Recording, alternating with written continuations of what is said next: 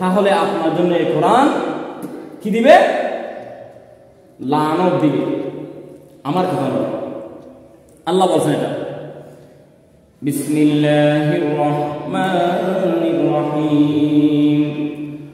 وقال الرسول يا رب إني قوم اتخذوا هذا القرآن مهجورا। আল্লাহ বলেন কঠিন কিয়ামতের দিনে কোরআনটি আল্লাহর কাছে, আল্লাহর দরবার, আল্লাহর আদালতে নালিশ করবে বান্দার নামে। আল্লাহকে বলবে, আল্লাহ এই বান্দা আমি কোরআনকে পড়েছিল কিন্তু পড়ার মতো পড়ে নাই, আর কারণ আমি নালিশ করবে কোরআনটি, আয় আমার রব এই বান্দা আমি কোরআনকে কোনোদিন খুলে নাই। আমি কোরআন যে আপনার পক্ষ থেকে গিয়েছিলাম তার বাড়িতে আমাকে মশার উপরে বছরের পর মাসের পর মাস রেখে দিয়েছি, কোনোদিন আমাকে খুলে নাই। অন্য কেউ নামে আর কোন বান্দার নামে কোরআন নালিশ দেবে, আল্লাহ আমি কোরআন কত নির্দেশ দিয়েছি তাদেরকে, আলেমরা কত নির্দেশ দিয়েছিল, পয়গম্বররা কত নির্দেশ দিয়েছিল, এই বান্দাগুলো আমি কোরআনের কথা কখনো মানে নাই, তাদের মন গড়াগুলো কি করেছে? শুনেছে, মানেছে। আমার নির্দেশ যেমন আছে তেমন তারা কখনো পালন করে নাই। মাহজুর, আয় আল্লাহ আজকে আমি কোরআন নিজে এই বান্দাগুলোর নামে আপনার আদালতে, আপনার বিচারে আপনার কাছে আমি কোরআন নিজে মামলা দায়ের করলাম। বলেন না নাউযুবিল্লাহ। কোরআন বলবেন কওম ইত্তাখাযু, এই কওম, এই বান্দা, এই রাসূলের উম্মত, এগুলো কওম ইত্তাখাযু হাযাল কোরআন, আমি কোরআনকে তারা কি করেছে? বুঝতে চায় নাই। আমি কোরআনের সঠিক কথা আলেমরা বললে তারা বলতো এগুলো তো আমাদের দলে নাই, এগুলো তো আমাদের কাছে নাই, এগুলো কেন বলবেন আপনি? আপনি মসজিদের ইমাম, আপনি হিসাব করে কথা বলবেন, এগুলো কেন বলবেন? সুদের কথা কেন বলবেন? পর্দার কথা আপনি বেহিসাবে কেন বলবেন? এগুলো চলবে না। জাস্ট 1 মিনিট, একটি সময়, একটি সেকেন্ড নয়, আখিরাতের পরিমাণ দুনিয়া কি, এই সময়ের জন্য আপনি ধমক দিয়ে কত কথা বলবেন ইমাম সাহেবকে, সমস্যা নাই, সময়ের জন্য অপেক্ষা করবেন। কত কঠিন দিন, কত কঠিন দিন সেই দিন। সর্বপ্রথম আপনার যদি বিরুদ্ধে যদি কোরআনটি দাঁড়িয়ে যায়, কোরআন যদি আপনার আল্লাহর আদালতে কওম ইত্তাখাযু হাযাল কুরআনা মাহজুরা, যদি আদালতে, আল্লাহর আদালতে আপনার বিরুদ্ধে কোরআনটি দাঁড়িয়ে যায়, সেই দিন আল্লাহ পাক বলেন আর কোন পয়গম্বর, আর কোন রাসূল, আর কোন নবী, কোন শাহাদা, কোন আলেম, কোন হাফেজ, কোন মুমিন, কোন মুত্তাকি, কোন পরহেজগার বন্ধু বান্ধব আপনার কাছে আসবে না, আল্লাহর কারো কথা শুনবে না। কোরআনের মামলায়, কোরআনের ফয়সালায় আপনার জন্য জাহান্নাম আর জাহান্নামের ফয়সালা হয়ে যাবে। সুবহানাল্লাহ।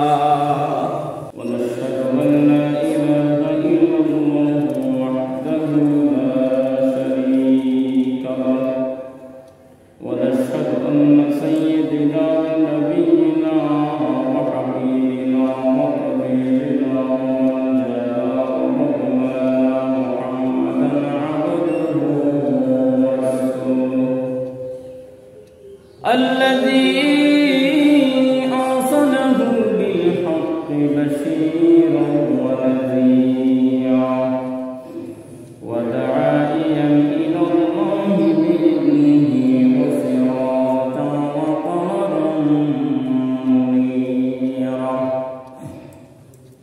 فقد قال الله تعالى في كلامه المجيد وفي فرقانه الحميد: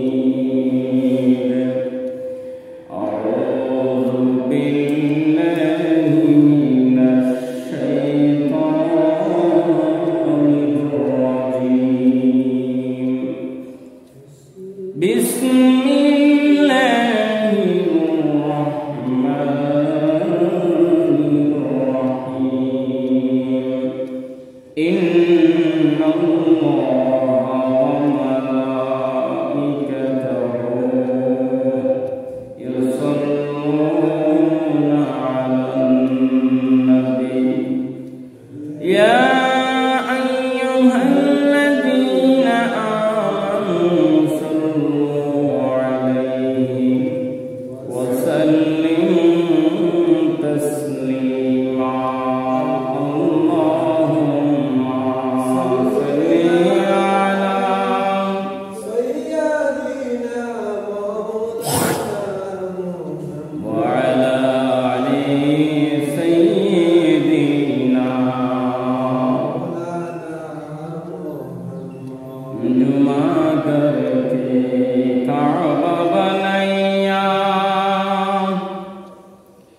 দেহ করেছে মদিনা যাই নামাজে বসে বসে দেখব নবী আপনার মদিনা সাল্লি আলা সাইয়্যিদিনা মাওলানা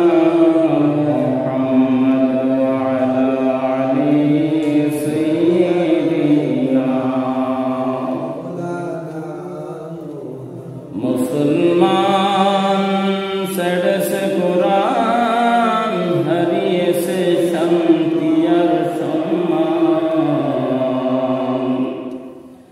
पाबे ना फिरे যত দিনে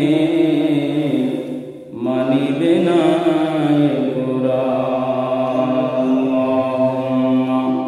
সাল্লি আলা সাইয়্যিদিনা মাওলানা মুহাম্মদ ওয়া আলা আলি সাইয়্যিদিনা বলগল উলা বিকমালিহি কশফত দুজা বিজমালিহি حسنت جميع صالح صلوا عليه وعليه أعوذ بالله من الشيطان الرجيم بسم الله الرحمن الرحيم إنا أعطيناك الكوثر فصل لربك وانحر إن شانئك هو الأبتر صدق الله العظيم وصدق رسوله النبي الحبيب الكريم الحمد لله شكر আদায় করছি রব্বুল আলামিন যে আল্লাহ রব্বুল আলামিন মহান যে মালিক যে সুবহানাহু ওয়া তাআলা আমাদেরকে ভালো রেখে সুস্থ রেখে সে মহান মনিবের দরবারে এসে উপস্থিত হওয়ার সে মনিবের দরবারে এসে আমাদেরকে হাজিরা দেওয়ার তৌফিক দিয়েছেন সে আল্লাহ রব্বুল আলামিনের আরশের দরবারে শুকর আদায় করছি মন প্রাণ আওয়াজ দিয়েছি আলহামদুলিল্লাহ লাঠি বন্ধ আছে লক্ষ কোটি দরুদ ও সালাম বিশ্ব সভার সভাপতি কুল কায়নাতের বাদশা নবী নবীগণের মাথার উপর সাইয়্যিদুল আম্বিয়া খাতামুন নবীয়্যিন শফিউল নবী উম্মতের পাগল নবী উম্মতের প্যারা নবী মুহাম্মদ রাসূলুল্লাহ সাল্লাল্লাহু আলাইহি ওয়াসাল্লাম জান্নাতুল ফেরদাউসের কামনা করছে সমস্ত মানুষের যাদের বিনিময়ে আমরা ইসলাম পেয়েছি। সম্মানিত হাজরিন,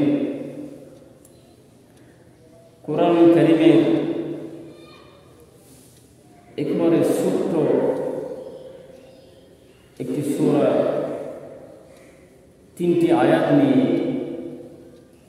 সূরাটি তিলাওয়াত করেছি। আল্লাহ রাব্বুল আলামিন যদি দয়া করে মায়া করে মেহেরবানি করে কামলিওয়ালা নবী রহমাতুল আলামিন নবী হায়াতুন নবী যদি মদিনা থেকে নজর করলাম তবে এই আয়াতকে সামনে রেখে কোরআন কারীমের জ্বলন্ত কিছু প্রমাণ, কোরআন কারীমের মুআজিজা এই আয়াত থেকে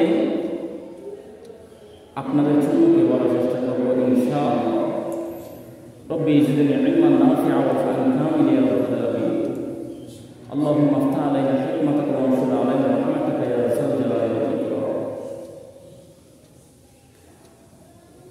আল্লাহ রাব্বুল আলামিন আমাদেরকে পবিত্র কোরআনুল কারীম দিয়েছে, যে কোরআনুল কারীম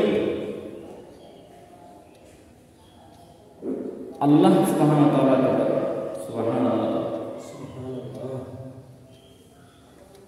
আল্লাহ বলেন, কোনো বান্দা যদি আমার সাথে কথা বলতে চায়, কোনো বান্দা যদি আমার সাথে কথা বলতে ইচ্ছা করে, আমার সেই বান্দা যেন আমার কোরআন কারীম পড়ে।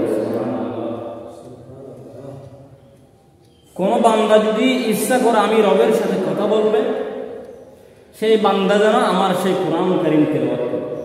যদি আমার কোরআন কারীম তিলাওয়াত করলো, সেই বান্দা আমার সাথে যতক্ষণ কোরআন তিলাওয়াত করবে এতক্ষণ কথা বলবে। সুবহানাল্লাহ। আবার সেখানে হিসাব করতে হবে, কোরআন কারীমটা আমি পড়তেছি, ঠিক আছে, আল্লাহ পড়তে বলছেন, পড়লে সওয়াব, শুধু পড়বো এটা নয়। কোরআন কারীম পড়তে দুইটি বিষয় খুব নজরদারি রাখতে হবে, দুইটি বিষয় খুব বেশি খেয়াল করতে হবে। লা ইয়ামাসসাহু ইল্লাল মুতাহহারুন, আল্লাহ বলেন আমার কোরআনটি অপবিত্র ব্যতীত, আমার কোরআনে স্পষ্ট পর্যন্ত করিও না, স্পর্শ করিও না আমার কোরআন কারীম তোমার অপবিত্র ব্যতীত। যদি অপবিত্র আসি এই সন্দেহ মনে থাকে, আমার কোরআন ছুঁইও না, আমার কোরআনে হাত দিও না। তাহলে কোরআন কারীম পড়তে এক নম্বর সতর্ক কি? লা ইয়ামাসসাহু ইল্লাল মুতাহহারুন, লা ইয়ামাসসাহু ইল্লাল মুতাহহারুন, অপবিত্র ব্যতীত কোরআন ধরা ছোঁয়া যাবে না। দ্বিতীয় নম্বর হচ্ছে এই কোরআন কারীম পড়তে, যে কোরআন কারীম পড়লে প্রতিটি শব্দে 10টি করে নেকি আমলনামায় লেখা হয়। এই কোরআন কারীম আবার তদ্রুপ বিপরীত যদি অবহেলা করে না শিখে ইচ্ছা মতো পড়ি, তদ্রুপ গুনাহ হবে। তবে একটি গুনাহ, একটি অশুদ্ধ হলে একটি গুনাহ হবে। সুবহানাল্লাহ। এই কোরআন একটি পড়লে আল্লাহ 10টি সওয়াব দেয়, একটি শব্দ পড়লে, কিন্তু একটি শব্দ ভুল হয়েছে গুনাহ হবে একটি। আল্লাহ সুবহানাহু ওয়া তাআলা কত দয়া করে বান্দাকে, গুনাহের কাজ করছেন, গুনাহ লিখবে, গুনাহের কাজ করার জন্য নিয়ত করছেন, গুনাহ লিখবে না। আল্লাহ কত দয়া করে। গুনাহ করবেন আপনি, এই করার আগে একটা চুরি করতে যাওয়ার আগে মানুষ একটা নিজের প্রস্তুতি নিয়ে না, নিয়ত করে না, তখনও গুনাহ লিখে না আল্লাহ। আমার আল্লাহ তখন ওই বান্দার নামে গুনাহ লিখে না। চুরি করতে গিয়েছে, চুরি করে ফেলেছে, তখন গুনাহ লিখে শুরু করে। কিন্তু একটি সওয়াবের কাজ, একটি নেকির কাজ করার জন্য আমল করবেন, আপনি নিয়ত করছেন, আপনার জন্য একটি নেকি লেখা হয়ে গেছে। নেকির কাজটি করার জন্য নিয়ত করলে একটি সওয়াব, করে ফেললে 10টি সওয়াব। এই কোরআন কারীম একটি শব্দ পাঠ করলে কয়টি সওয়াব? 10, একে 10। আবার হাদিস শরীফে আছে, আল্লাহ সুবহানাহু ওয়া তাআলা বান্দাকে, ফেরেশতাদেরকে ডাক দিয়ে বলে, ফেরেশতারা আমি তো আমার বান্দাকে একটি সওয়াবের, একটি শব্দের, একটি সওয়াবের বিনিময়ে 10টি দেব, কিন্তু তোমরা কি করবা? আমার ওই বান্দার সওয়াবকে 10 দিয়ে মাত লাগিয়ে 100 বানিয়ে দাও। সুবহানাল্লাহ। 100টি সওয়াব, প্রতিটি হরফের বিনিময়ে 100টি সওয়াব আমলনামায় লেখা হয়। আর যদি সে কোরআন অশুদ্ধ পড়ে, না জেনে, বুঝার চেষ্টা না করে, শোনার চেষ্টা না করে, শিখার চেষ্টা না করে, আমি যেমনই পারি তেমনই পড়বো, সেই আশা প্রত্যাশা মনে রেখে যদি সেভাবে পাঠ করে যান, তাহলে আপনার জন্য এই কোরআন কি দিবে? লানত দিবে। আমার কথা নয়, আল্লাহ বলছেন এটা। বিসমিল্লাহির রহমানির রহিম। وقال الرسول يا رب إني قوم اتخذوا هذا القرآن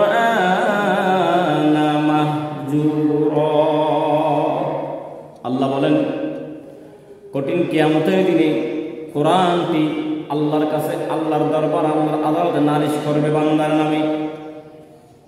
আল্লাহকে বলবে, আল্লাহ এই বান্দা আমি কোরআনকে পড়েছিল কিন্তু পড়ার মতো পড়ে নাই। আর কার নামে নালিশ করবে কোরআনটি? আয় আমার রব, এই বান্দা আমি কোরআনকে কোনোদিন খুলে নাই। আমি কোরআন যে আপনার পক্ষ থেকে গিয়েছিলাম, তার বাড়িতে আমাকে মশার উপরে বছরের পর মাসের পর মাস রেখে দিয়েছি, কোনোদিন আমাকে খুলে নাই। অন্য কেউ নামে আর কোন বান্দার নামে কোরআন নালিশ দেবে, আল্লাহ আমি কোরআন কত নির্দেশ দিয়েছি তাদেরকে, আলেমরা কত নির্দেশ দিয়েছিল, পয়গম্বররা কত নির্দেশ দিয়েছিল, এই বান্দাগুলো আমি কোরআনের কথা কখনো মানে নাই, তাদের মন গড়াগুলো কি করেছে? শুনেছে, মানেছে। আমার নির্দেশ যেমন আছে তেমন তারা কখনো পালন করে নাই।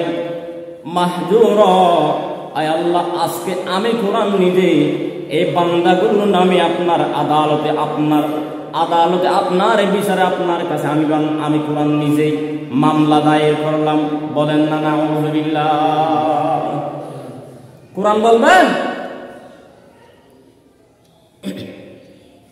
কওম ইত্তাখাযু, এই কওম, এই বান্দা, এই রাসূলের উম্মত, এগুলো কওম ইত্তাখাযু হাযাল কোরআন, আমি কোরআনকে তারা কি করেছে? বুঝতে চায় নাই। আমি কোরআনের সঠিক কথা আলেমরা বললে তারা বলতো এগুলো তো আমাদের দলে নাই, এগুলো তো আমাদের কাছে নাই, এগুলো কেন বলবেন আপনি? আপনি মসজিদের ইমাম, আপনি হিসাব করে কথা বলবেন, এগুলো কেন বলবেন? সুদের কথা কেন বলবেন? পর্দার কথা আপনি বেহিসাবে কেন বলবেন? এগুলো চলবে না। জাস্ট 1 মিনিট, একটি সময়, একটি সেকেন্ড নয়, আখিরাতের পরিমাণ দুনিয়া। ঠিক এই সময়ের জন্য আপনি ধমক দিয়ে কত কথা বলবেন ইমাম সাহেবকে, সমস্যা নাই, সময়ের জন্য অপেক্ষা করবেন। কত কঠিন দিন, কত কঠিন দিন সেই দিন। সর্বপ্রথম আপনার যদি বিরুদ্ধে যদি কোরআনটি দাঁড়িয়ে যায়, কোরআন যদি আপনার আল্লাহর আদালতে কওম ইত্তাখাযু হাযাল কুরআনা মাহজুরা, যদি আদালতে, আল্লাহর আদালতে আপনার বিরুদ্ধে কোরআনটি দাঁড়িয়ে যায়, সেই দিন আল্লাহ পাক বলেন আর কোন পয়গম্বর, আর কোন রাসূল, আর কোন নবী, কোন শাহাদা, কোন আলেম, কোন হাফেজ, কোন মুমিন, কোন মুত্তাকি, কোন পরহেজগার বন্ধু বান্ধব আপনার কাছে আসবে না, আল্লাহর কারো কথা শুনবে না। কোরআনের মামলায়, কোরআনের ফয়সালায় আপনার জন্য জাহান্নাম আর জাহান্নামের ফয়সালা হয়ে যাবে। সুবহানাল্লাহ। সেই কোরআন, এই কোরআনকে ভালোবাসুন, এই কোরআনকে বোঝার চেষ্টা করুন, এই কোরআনকে পড়ার জন্য, সহি শুদ্ধ পড়ার জন্য অন্তত দিনে, মাসে, সপ্তাহে একবার হলে কোরআনকে খুলে মহাব্বত করে চুমু দিয়ে বুকে লাগিয়ে পড়ার জন্য আপনি চেষ্টা করুন। না হয় ওয়াল্লাহি এই কোরআনকে নিয়ে যেভাবে গাফেলা করতেছেন সবাই, কিয়ামতের কঠিন দিনে, যেই দিন কেউ কারো হবে না, সেই দিন এই কোরআনের বিরুদ্ধে থেকে বাঁচা সম্ভব হবে না। সবাই হয়রান হয়ে যাবে, ইয়া নফসি বলে পাগল পারা হয়ে যাবে। কেউ কারো কোনো দিকে কেউ তাকাবে না, সবাই উলঙ্গ অবস্থায় থাকবে, সবাই উলঙ্গ অবস্থায় উঠবে সেই দিন। তবে মা আয়েশা সিদ্দিকা বলেন, ইয়া রাসূলুল্লাহ, ওগো আল্লাহর নবী, এখন আপনি বলতেছেন সব মানুষ কিয়ামতের ময়দানে উলঙ্গ অবস্থায় উঠবে, আমরাও তো সেই দিন উলঙ্গ অবস্থায় উঠবো না? হ্যাঁ, উঠবো। আয়েশা, তো আমাদের লজ্জা লাগবে না ইয়া রাসূলুল্লাহ? আমাদের শরম লাগবে না? আমার নবীজি বললেন, আয়েশা রে, এমন এক মহাভয়ঙ্কর দিন, এমন এক ব্যস্ততার দিন, সেই দিন কোনো বান্দা আর কোনো বান্দার দিকে তাকানোর সুযোগ হবে না। সবাই শুধু বলবেন, ইয়া নফসি, ইয়া নফসি, আয় আল্লাহ আজকে আমাদের আর সহ্য হচ্ছে না, বিচারটা করবে। 12টি সূর্য মাথার উপর চলে আসবে, 12টি সূর্যের মুখ, সূর্য 12টি নয়, একটি সূর্যের 12টি মুখ আপনার মাথার উপর চলে আসবে। এখন আছে জমিনের দিকে সূর্যের ফিট, সেই দিন 12টি সূর্যের মুখ আপনার মাথার উপর চলে আসবে, তাও আবার খুব বেশি কাছে আপনার মাথার উপরে 1 সেবের 1 বিগত বলে, যেটাকে আপনারা বলে 1 বিগত, এই মাথার উপরে চলে আসবে। আহারে, সেই কঠিন দিনের জন্য একটু প্রস্তুতি নেন, সেই কঠিন দিনের কথা চিন্তা করুন, যেই দিন নবীরা পর্যন্ত হয়রান হয়ে যাবে, যেই দিন আদম থেকে ঈসা নবী পর্যন্ত সবাই আল্লাহর দরখাস্ত করবে, আল্লাহর কাছে নালিশ করবে, বিচার করতে নবীরা পর্যন্ত হয়রান হয়ে যাবে। সেই দিন কোরআন যদি আপনার বিরুদ্ধে নালিশ দেয়, আর কোনো ফয়সালা আপনার জন্য হবে না। কোরআনের ফয়সালা আপনার জন্য যেটা যাওয়া উচিত সেটাই যাবেন।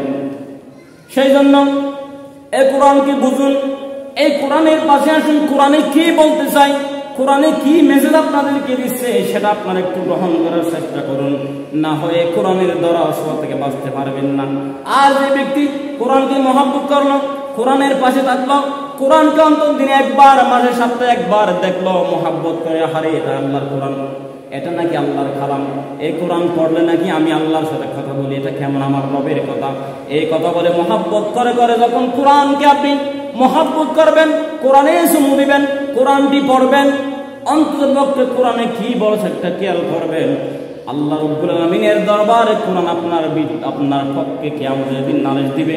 আর কোনো বন্ধু বান্ধব, কোনো আউলিয়া পায়গাম্বরের সুপারিশ আপনার লাগবে না। কোরআনের সুপারিশ দিয়ে আপনার জন্য জান্নাতে যাওয়া সহজ হয়ে যাবে। সুবহানাল্লাহ। সেজন্য এই কোরআনের কাছে এই কোরআনের মুজিজা, কোরআন কেমন কিতাব একটু শুনুন, কান লাগিয়ে শুনুন। শুধুমাত্র সূরাতুল কাউসার যেটা পাঠ করেছি এটার কথা যদি খেয়াল করেন, আল্লাহর কোরআনকে আপনি বুঝতে পারবেন, আল্লাহর কোরআনকে চিনতে পারবেন। আর কোনো বিষয় আপনাকে কি করতে হবে না, কোনো দিকে যেতে হবে না, কারো কথা শুনতে হবে না। সহজ ভাষায় যে কথাগুলো বলবো, সূরা কাউসারের কথাগুলো আপনি মন দিয়ে শুনলে কোরআনটা আপনার হৃদয়ে গেঁথে যাবে। না পড়লো, আহার আল্লাহর কোরআন এত বেশি, আল্লাহর কোরআনটা এত বেশি শক্তিশালী, এটাই থেকে প্রমাণ হয়ে যাবে। সূরাতুল কাউসার নাজিল হয়ে গেল, 3 আয়াত বিশিষ্ট সূরা কাউসার। কোরআন সবচেয়ে বড় একটি সূরা, তাই না? মহা বড় একটি সূরা, তাই না?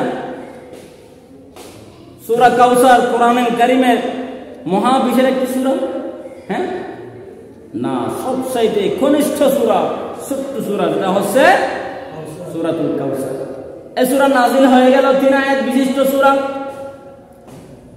সাহাবীগণ কাবা শরীফের গিলাফের মধ্যে গিয়ে সূরা কাউসারের 2টি আয়াত লাগিয়ে দিল। ইন্না আতাইনাকাল কাউসার ফাসাল্লি লিরাব্বিকা ওয়ানহার, আয়াত 2টি কাবা ঘরে লাগিয়ে দিল। আরেকটি তাদের কাছে, সাহাবীদের কাছে গোপন রেখে দিল। কাফেরদেরকে ডাক দিয়ে বলল, মুশরিকরা, কাফেররা, তোমরা লম্বা লম্বা কথা বলো, তোমরা বলো মুহাম্মাদের বাণী কোরআনটি, মুহাম্মদ বানিয়ে কথা বলে তোমাদের কাছে কোরআন আনলে। আজ দেখি আল্লাহ তোমাদের কাছে চ্যালেঞ্জ করেছিল, ফাকু বিসূরাতিন মিন মিসলি ওয়াদউ শুহাদাকুম মিন দুনিল্লাহি ইন কুনতুম সাদিকিন। তোমাদেরকে আল্লাহ চ্যালেঞ্জ করেছিল, তোমরা যখন মুহাম্মদকে বলেছিলে এরকম কথা আমরাও বানাইতে পারি, আমরাও বলতে পারি, এগুলো তুমি বানিয়ে বলো। আজকে ছোট্ট সূরা নাজিল হয়ে গেল, 2টি আয়াত তোমাদের কাছে প্রকাশ করলাম, একটি আয়াত আমাদের কাছে রেখে দিলাম। বলো দেখি সেই আয়াতগুলোর সাথে অর্থ মিলিয়ে আয়াতটি তোমরা লিখে দিয়ে দাও। সুবহানাল্লাহ। তোমরা সব দেখি দাও সে আয়াতগুলো কি করো, এই আয়াতগুলোর পরিবর্তে যে আয়াতটি আছে এটা তোমরা আমাদেরকে লিখে এনে দাও।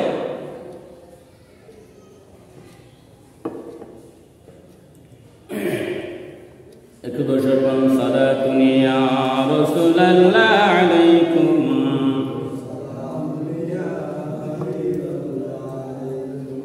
রাহমাতাল লিল আলামিন ইয়া রাসূল তাজ ফখরুল আউয়ালিন ইয়া রাসূল সালাতুন ইয়া সালামান ইয়া হাবিবাল্লাহ আলাইকুম মোহাম্মদ মুস্তাফা ডঙ্কা বাজায়া खुदा नामे मोहम्मद का रिसाया सलातुन या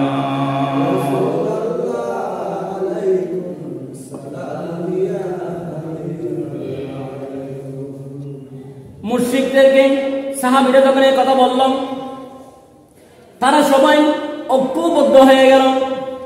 ঐক্যবদ্ধ হয়ে তারা সবাই কাফেরদের লিডার, তখন আরবের কবি সম্রাট ছিল কবিল আবিদ বিন, কবিল আবিদের কাছে গিয়ে বলল তারা, ও আবিদ, দেখো তুমি হচ্ছ আরবের কবি, আরবি সাহিত্যিকদের কবি, তুমি আমাদের শ্রেষ্ঠ কবি।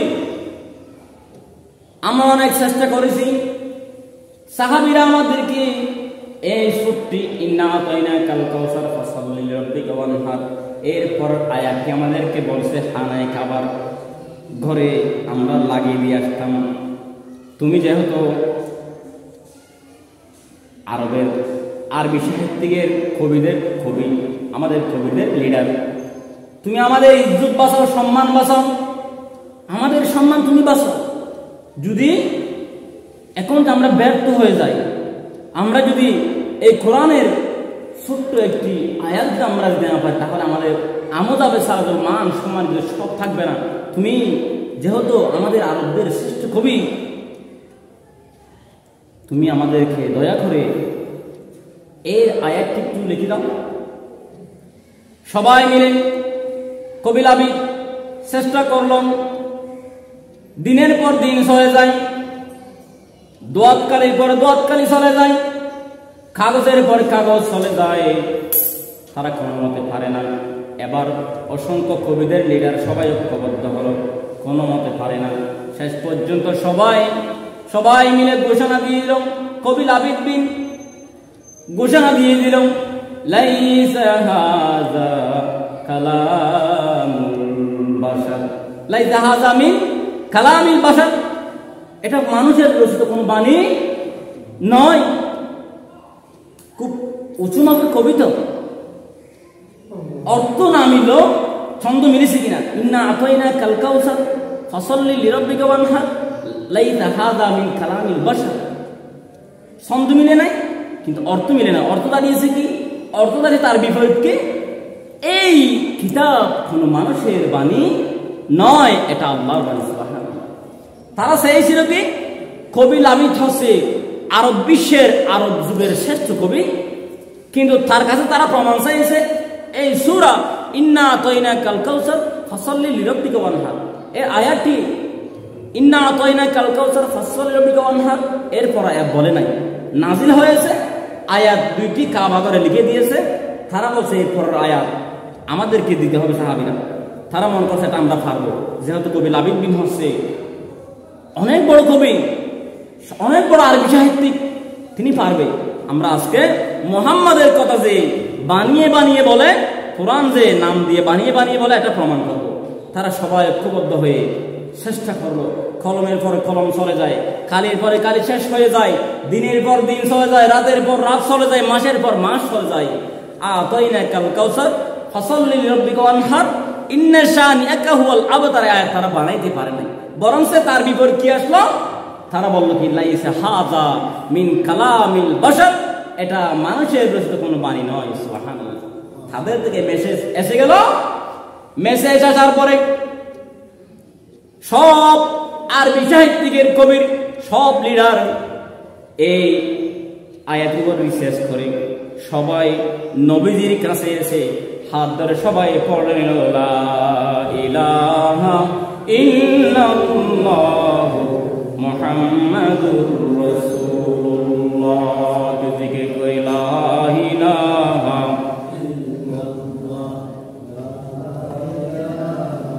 ইল্লাল্লাহ, লা ইলাহা ইল্লাল্লাহু মুহাম্মাদুর রাসূলুল্লাহ সাল্লাল্লাহু তাআলা আলাইহি ওয়াসাল্লাম। সবাই মুসলমান হয়ে গেল। সমস্ত লিডার যারা কোরআনের বিরুদ্ধে কবিতা বানাতে চেষ্টা করত, তারা সবাই ঐক্যবদ্ধ হয়ে নবীজির দরবারে এসে কালিমা পড়ে মুসলমান হয়ে গেল। এবার মানুষ গেল, এবার কোরআনের জ্বলন্ত প্রমাণ মানুষদের পক্ষে অস্বীকার করা সম্ভব হলো না, মানুষ চলে গেল। এবার আসেন জিনদের ব্যাপারে কি বলছে কোরআনে। তাওরাত, জবুর, ইনজিল, এই সমস্ত কিতাব পড়েছে সেই জিনিসটা এখনো আছে। আমার নবীজির যুগের জিনেরা এখনো নাকি যুবক হিসাবে আছে, হাদিসের মধ্যে আছে। সেই সমস্ত জিনেরা নবীজির কোরআনের তেলাওয়াত যখন শুনে, শুনতে শুনতে তারা বলে ফেলে, ইন্না সামিআনা কুরআনান আজবা। এটা আশ্চর্যকর বিষয়। আমরা তাওরাতের আয়াত তেলাওয়াত শুনেছি, জবুরের তেলাওয়াত শুনেছি, আমরা ইনজিলের তেলাওয়াত শুনেছি, এইরকম তো আমার কোনো তেলাওয়াত আমরা শুনি নাই। কি আশ্চর্য বিষয় করে কথা এখানে। এগুলো তো খুব রহস্যজনক কথা, এগুলো আমরা আর শুনি নাই। তারা সবাই ইন্না সামিআনা কুরআনান আজবা, কি আজব বিষয়। তারা এই কথা বলে, সমস্ত জিনেরা নবীজির দরবারে গিয়ে পড়ে নিল লা ইলাহা ইল্লাল্লাহ, কালিমা পড়ে মুসলমান হয়ে গেল। এবার জিনদের বিষয় চলে গেল। দেখেন, মানুষ গেল, জিন গেল। এবার বিজ্ঞানদের একটি আবিষ্কার, বিজ্ঞানীদের বিশ্বের বিস্ময়কর আবিষ্কার, জিনিসটির নাম কি? একটু বসে আল্লাহুম্মা সাল্লি আলা সাইয়্যিদিনা ওয়া আলা আলি সাইয়্যিদিনা।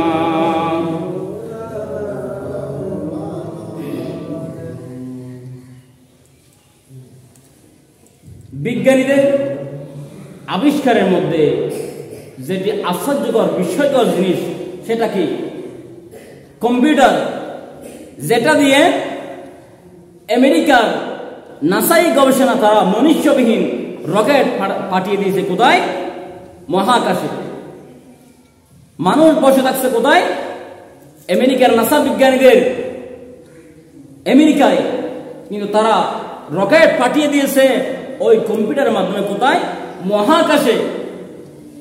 রকেট পাঠিয়ে, তাও মনুষ্যবিহীন, টিপ দিয়েছে, ওই রকেট পৌঁছে গেছে মহাকাশে, মনুষ্যবিহীন সব জায়গায় ঘুরে ফিরে চলে আসছে। সেই কম্পিউটারটি কোরআনের তথ্য দিয়ে কি বলে শুনেন। সেই কম্পিউটার নাসাই বিজ্ঞানীরা সবাই বলল, লাইসা হাযা কালামুল বাশার, মানুষের বাণী কোনো রচিত কালাম নয়, কোনো কথা নয়। এই কথা আমরা প্রমাণ করব, মানুষের কথা। বিজ্ঞানীরা বলে সমস্ত কোরআনকে কম্পিউটারের ভিতরে দিল।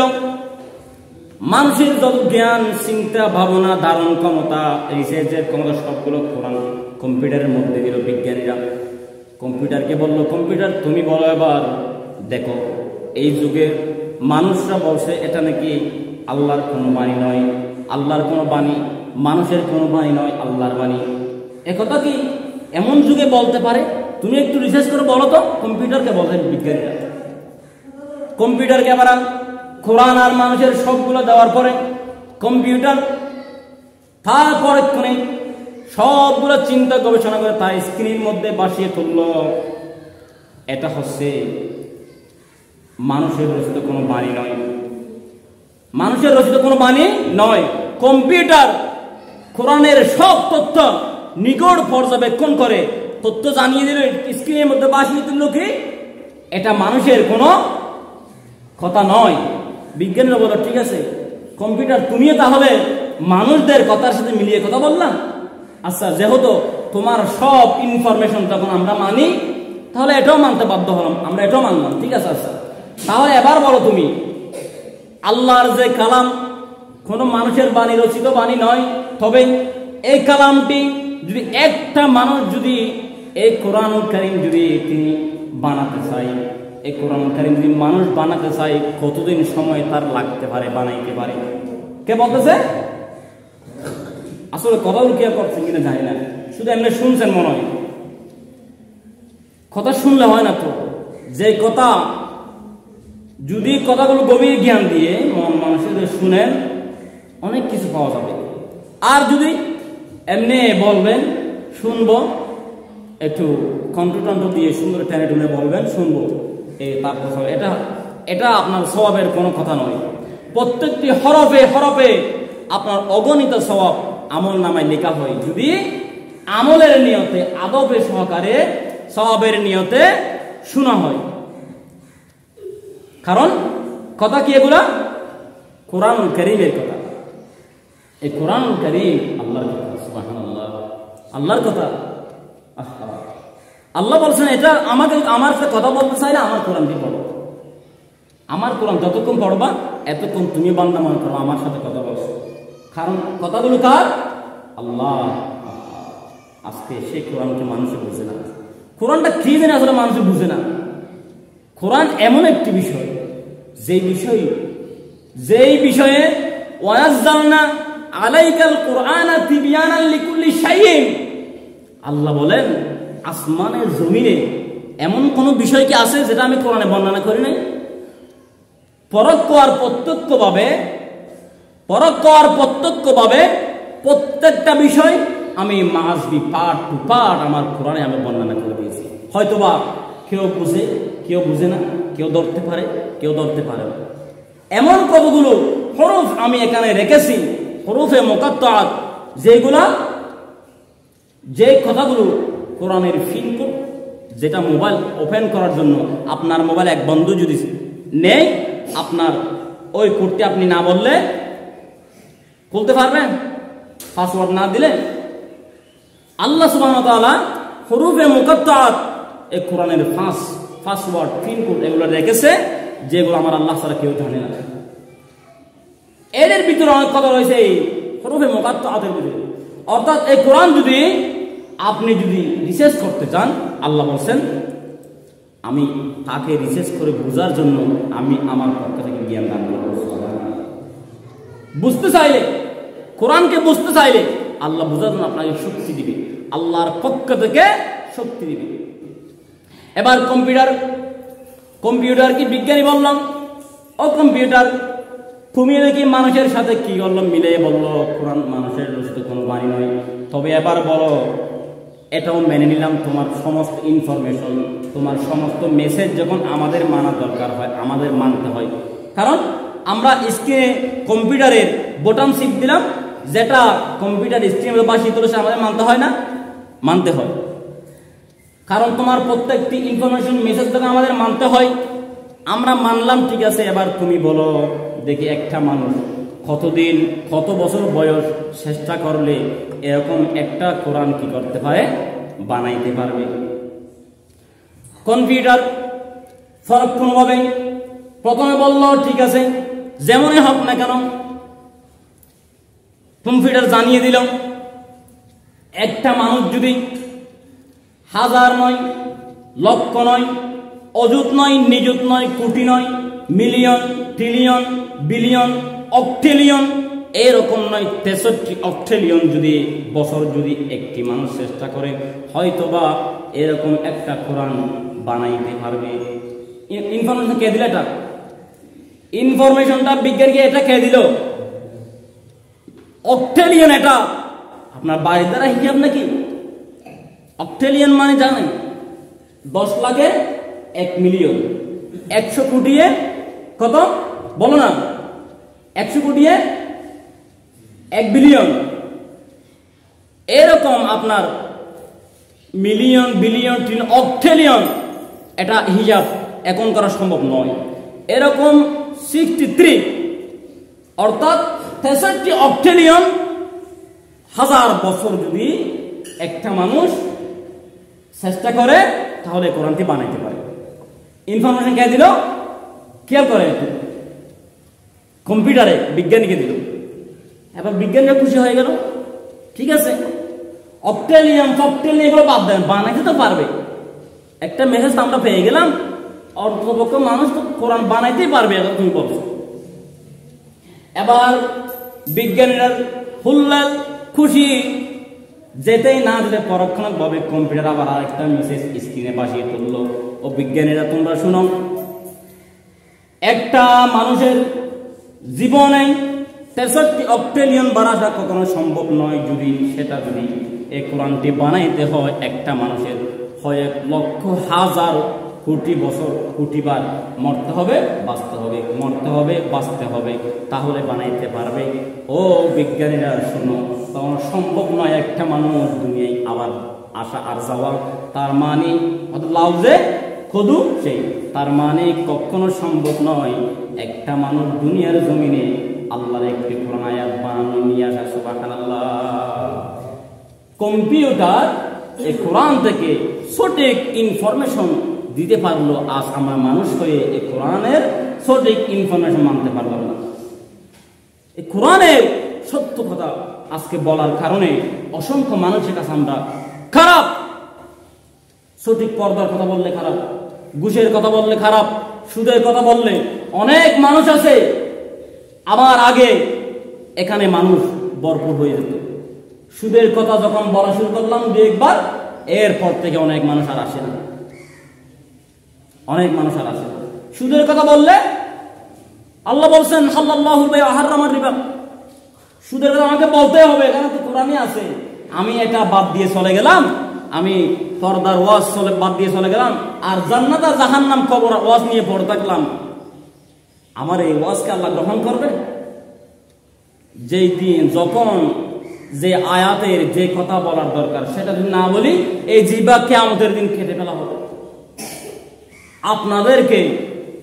আপনাদেরকে ভুল মেসেজ দেওয়ার কারণে জাহান্নামে যান, তার আগে আমাকে যেতে হবে জাহান্নামে। তার আগে আমাকে আপনাদের সবার সমপরিমাণ 3 গুণ করে বেশি করে শাস্তি আমাকে দিয়ে জাহান্নামে দিয়ে তারপর আপনারা যাবেন। আমি কেমনে বলি আপনাকে? আমার এখানে একটা আঙ্কেল আছে, সুদ খায়, কিন্তু আমার অত্যন্ত প্রিয় মানুষ, আমাকে ভালোবাসে। আমি তার ভালোবাসায়, তার দিকে তাকিয়ে, তার মুখের দিকে তাকিয়ে আমি সুদের কথা বাদ দিয়ে চলে গেলাম। এটা কেমনে হয়? এটা কেমনে হয়? আজ অনেক ইমাম সাহেবের উপর আক্রমণ করেছে, অনেক ইমাম সাহেবকে শহীদ পর্যন্ত করে দিয়েছে সুদের কথা বলার কারণে, ঘুষের কথা বলার কারণে। এই কোরআন মানলে আপনার জীবনটা পরিবর্তন করে দিবে কে? আল্লাহ। আল্লাহ সুবহানাহু ওয়া তাআলা আমাদেরকে এই কোরআনকে মেনে, এই কোরআনের পথে চলে, এই কোরআনকে বুঝে চলার তৌফিক দান করুন। আমি একটা কথা বলি, এই কোরআনটি যদি হাতে নেন, চুমু দেন, পড়তে না পারলে হাদিস শরীফে আছে, আপনি এই কোরআনটাকে, আমি দেখতেছি যেভাবে প্রত্যেকের বাড়িতে বাড়িতে মশার মধ্যে কোরআন তোলা আছে। আগে বাহির হলে হেফজখানায়, আমরা মাঝে মধ্যে হেফজখানায় একটু যেতে দেয় হলে ফজরের আগে গেলে নামাজ হেফজখানার মধ্যে চলে। এই সময় আমরা বাড়ির পাশে যেতে সময় বুড়া বুড়া মুরব্বী মহিলারা ঘরে বসে বসে কোরআন পড়তে শুনতাম। আর এখন মহিলারা রাত 12টা পর্যন্ত আপনার ইন্ডিয়ার জলসা মুভি নিয়ে বসে থাকে, স্টার জলসা নিয়ে বসে থাকে, সময় পায় না। এগুলো বললে খারাপ হয়ে যায়, সময় পায় না, রাত 12টা 1টায় ঘুমায়, আর ফজরের নামাজ পর্যন্ত পড়তে উঠতে পারে না। অথচ কোরআন আপনার বাড়িতে দিনের পর দিন, আল্লাহ কোরআনকে বলছে কি জানেন? আল্লাহ আমাকে কি করো, আমাকে আপনি হুকুম দেন, এই বাড়িতে আপনি ধ্বংস করেন। কোরআনে আল্লাহর কাছে নালিশ করে, আল্লাহ আপনি দেখেন আজকে আমাকে এই মশার উপর বেঁধে ক্ষতি করে রেখে দিয়েছে। এই কোরআন আপনি যখন পড়তে জানেন না, যিনি পড়তে জানেন না, যদি কোরআন উপর আঙ্গুল হাঁটান, আপনি, আমার রাসূল ওয়াদা করেছে, আপনি এই কোরআনের উপর আঙ্গুল ছড়াতে ছড়াতে ছড়াতে কয়েকদিন চলাতে মহব্বত করে, তখন একদিন এই কোরআন আপনি পড়তে পারবেন। রব্বি জিদনি ইলমা, আল্লাহর পক্ষ থেকে আপনার কাছে জ্ঞান চলে আসবে। এই কোরআন যারা যুবক ভাইরা অনেকে আছেন কোরআন পড়তে জানেন না, আমি আল্লাহর ওয়াস্তে আগে বলেছি আপনাদেরকে, কোরআনটি একটু বোঝার চেষ্টা করুন। আপনাদের বয়স এখনো আছে, কোরআন পড়ার জন্য আমার কাছে আসুন। আমি আপনাদেরকে বলছি, কোরআন পড়ার জন্য একটি নির্দিষ্ট সময়, সপ্তাহে 1 দিন করে আসুন, সবাই বসে কোরআনটি কিভাবে পড়বেন আমি দেখিয়ে দিই। আপনারা আর কিছুদিন চলে কোরআনটি আর পড়তে পারবেন না। এই জন্য যুবক ভাইদেরকে বলছি, কোরআন বলতেই মা বাবা তো পড়ে নাই, তো মা বাবা না পড়ছে না, ছেলে কি বলবে? যে মা বাবা নামাজ পড়ে না, কোরআন পড়তে জানে না, তিনি ছেলেকে কি বলবে? কারণ আমার কাছে মুখ তো নাই, ছেলেকে একটা আদেশ দেওয়ার জন্য মুখটা তো আমার কাছে নাই, কি বলবো, কেউ আমি ছেলেকে আদেশ দিব? আমি নিজেই যদি রাত 12টা 1টা ঘুমাই, সন্তানকে আমি কিভাবে বলি তুমি এতক্ষণ ঘুমাইছো? কিভাবে বলি, কিভাবে বলবো আমি আমার মুখে? কারণ সন্তান তো, আমি তো নিজে নামাজ পড়ি না, আমি নিজেই ঘুমাই রাতে 2টা 1টায় টিভি দেখতে দেখতে, সন্তানকে বলার মুখ আমার নাই। এজন্য যারা যুবক ভাইয়ের আছেন, আমি আপনাদেরকে বলছি, অনেক সাহাবী আমার রাসূলের কাছে কোরআন শিখেছে 60 বছর 70 বছর 50 বছর বয়সে। আপনারা যুবক ভাইয়েরা যারা এখনো কোরআন পড়তে জানেন না, লজ্জার কোনো বিষয় নাই। এই কোরআন নিয়ে কিয়ামতের ময়দানে ভেসে যাবেন, কিয়ামতের ময়দানে আটকে যাবেন। আল্লাহর কাছে এই কোরআন নালিশ করবে, ওয়াকালা রাসূল ইয়া রাব্বি ইন্নী কওমি তাখাযু হাযাল কুরআনা মাহজুরা, নালিশ করবে আপনার জন্য, আল্লাহর দরবারে মামলা দায়ের করবে। সেই কঠিন দিনের জন্য এই কোরআনকে মহব্বত করুন, এই কোরআন শিখতে আসুন, এই কোরআনকে ভালোবাসুন, এই কোরআনের সাথে থাকার চেষ্টা করুন। অনেক কথা কোরআনকে বলতে, কোরআন নিয়ে বলতে গেলে অসংখ্য কথা রয়েছে, দিনের পর দিন সরকার। কোরআনের মুজিজা, ছোট্ট বাচ্চারা দেখেন, যেখানে একটি ছোট্ট কবিতা মুখস্থ করা যায় না, সেখানে ছোট্ট ছোট্ট 8-9 বছরের বাচ্চারা মাঝে মধ্যে নিজের মধ্যে পত্র পত্রিকা আসে না, 8-9 বছর 10 বছরের বাচ্চারা কোরআন মুখস্থ করে ফেলেছে। সুবহানাল্লাহ। এগুলো আপনার থেকে তাদের জ্ঞান বেশি হয়েছে না, আপনাকে পড়তেই হবে। আল্লাহ এই জন্য বলছেন, সর্বপ্রথম যে মেসেজ আল্লাহ দিয়েছেন, দেখেন একটু খেয়াল করেন, যেই মেসেজ আল্লাহ সর্বপ্রথম, কোরআনের সর্বপ্রথম আয়াত সর্বপ্রথম পাঠিয়েছে আমার নবীর কাছে, কি? ইকরা বিসমি রাব্বিকাল্লাযী। তার প্রথম আয়াতটি ইকরা, তুমি পড়ো। কোরআনের সর্বপ্রথম আয়াতটি ইকরা দিয়ে বুঝাইছে পড়ো, অর্থাৎ এই কোরআনটা তুমি পড়ো, যতই পড়বা ততই শিখবা, যতই পড়বা তুমি ততই পাইবা, যতই পড়বা তুমি ততই এই কোরআনের মধ্যে শান্তি পাইবা, আমাকে খুঁজে পাইবা। এই জন্য আল্লাহ সর্বপ্রথম মানুষকে বলেন তুমি পড়ো। আর যিনি পড়ে না, তিনি কখনো এই দুনিয়ার জমিনে শান্তি পায় না, জান্নাতের আশাও করতে পারে না। এই জন্য আল্লাহ সর্বপ্রথম তুমি পড়ো, তুমি পড়ো। এই জন্য আমি আপনাদেরকে বলবো, আমি আমার মুরব্বীদেরকে বলবো, আল্লাহর ওয়াস্তে যারা হেফজখানায় সন্তান দিয়েছেন, তারা আপনাদের সন্তান থেকে বলতে শিখবেন, বাবা আসলে এটা আমাকে বলো দেখি তুমি, তিনি তোমাকে বলবে, তার বলা থেকে আপনি শিখে ফেলবেন। আর যুবক ভাই যারা কোরআন এখন জানেন না, দয়া করে আপনারা সবাই মিলে একটি সময় বের করুন, সবাই একসাথে আসুন, কোরআনটি কিভাবে আপনারা পড়বেন আমি আপনাদেরকে শিখার জন্য দেখিয়ে দেব, ব্যবস্থা করব। আপনারা এই কোরআনটি বোঝার চেষ্টা করুন। আল্লাহ আমাদেরকে এই কোরআনকে বোঝার তৌফিক দান করুন। আমিন। আসসালামু আলাইকুম ওয়া রাহমাতুল্লাহি ওয়া বারাকাতুহু।